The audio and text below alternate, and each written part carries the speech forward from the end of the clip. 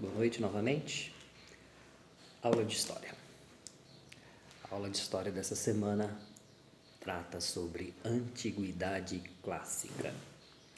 Relembrando, caros alunos, a história da humanidade ela está dividida em 5 grandes períodos, que são pré-história, antiguidade, idade média, idade moderna, idade contemporânea, que é o nosso tempo. Tá?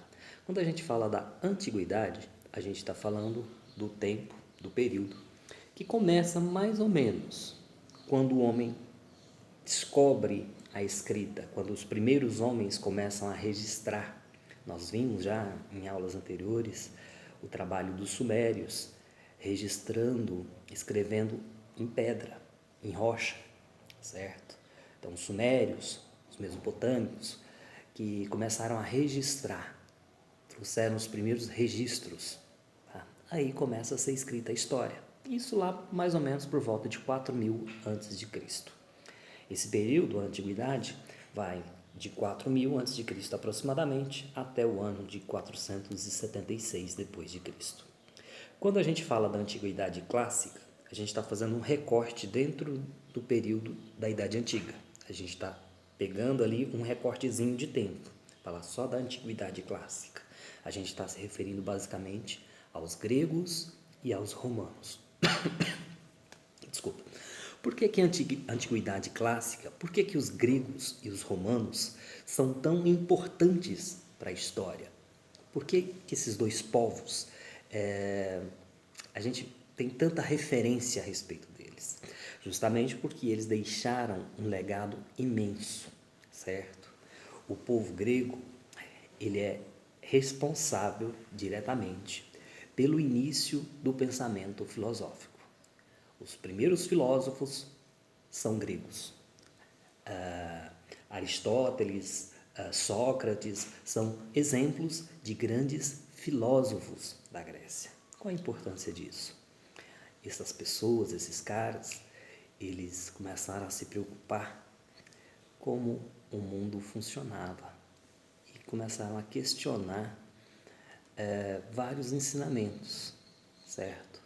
Se a gente quer entender um pouco mais sobre o mundo, a gente tem que estudar, tem que entender como é que funciona o pensamento, como é que as pessoas pensam, certo?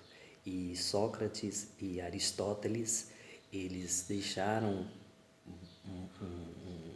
um legado muito importante nesse sentido.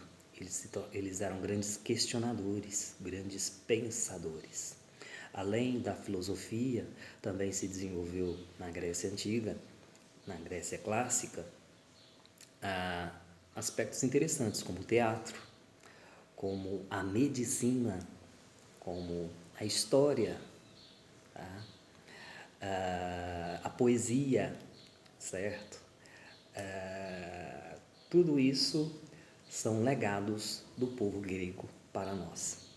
E os romanos, que também estão dentro desse contexto, eles se inspiraram nos gregos, certo?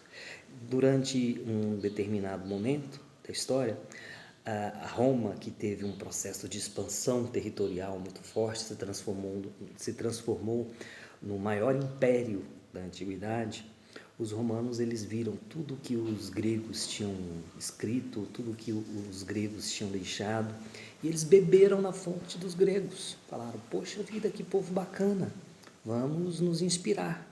E levaram lá para Roma, para a cidade de Roma, para o Império Romano, essas inspirações. Lógico que na arquitetura, então a arquitetura grega e a romana são iguais? Não, tem diferenças, mas os romanos se inspiraram nos gregos e também se desenvolveram.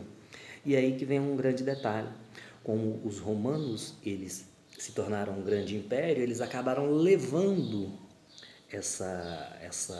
eles disseminaram essa arte grega, essa arte romana pelo mundo conhecido, né?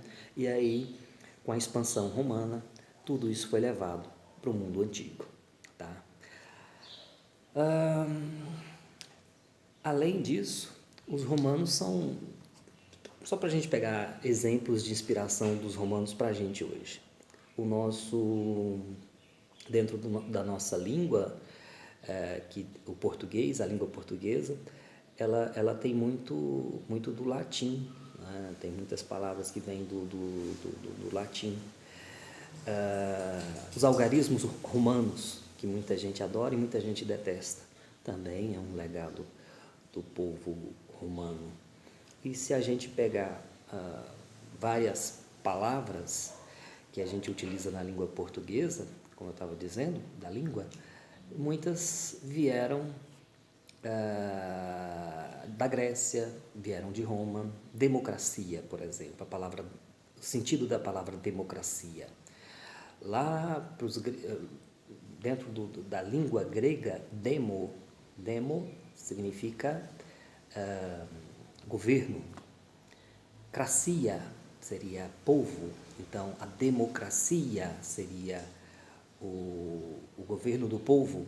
Eu acho que eu inverti. Demo, povo, cracia, governo, tá? Desculpe, na verdade é esse. Lá para os gregos, demo é igual a povo, cracia, governo. Então, democracia seria o governo do povo. E isso vem dos gregos. Se a gente pegar outras palavras, se vocês pesquisarem palavras que a gente utiliza, vocês vão ver várias palavras que vêm ou da Grécia ou de Roma, tá? É por isso que a gente tem que estudar, sim, Antiguidade Clássica. Tem que estudar, sim, Grécia e Roma. São povos que nos trouxeram uma grande bagagem cultural, certo? Que deixaram um grande legado, né? São povos que começaram a fazer teatro, né? Começaram a pensar em filosofia, começaram a discutir política, começaram a falar de democracia, né?